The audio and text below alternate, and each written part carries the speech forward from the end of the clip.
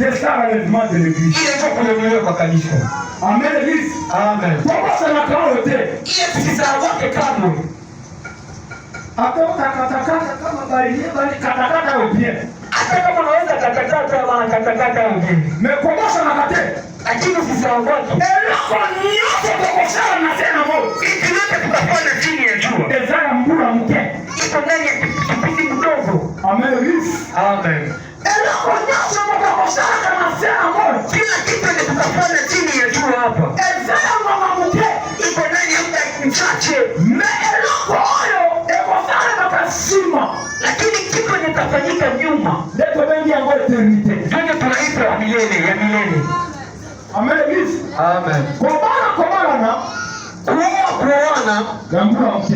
ndani ya kipindi chache. Koshua Kupata ngambura mke. ndani ya kipindi chache. Kotongoma Kunyanyuliwa ngambura mke. ndani ya kipindi mchache. Lakini Simabila kono ndani ya nyuma vile vitu vyote. tozozela rendez-vous. Tuko tunachunga rendezvous moja kubwa. Amen l'église. Amen. Yapa Sikia. na kati na koroba ya Salomo Ndani ya kusema kwa Salomono apresentabiso eloko mibale. anatuonesha vitu viwili. Apresentabiso lipa Anatuonesha mkate, kitu ya kwanza. pe ya mibale mai. Kisha kitu ya pili maji.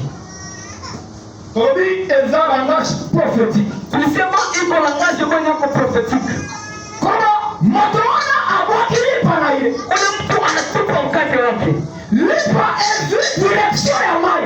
Ile mkate inaenda mara moja ndani ya maji. Motoana azamani. Ule mtu yuko nani? Parce que na Bible Sababu katika Biblia shoki zambe asori eloko moko. kama Mungu akisema juu ya kitu moja, Kaka mobandi tina yango. yeye ndio mwenye anakuoka mfanaji wa hayo.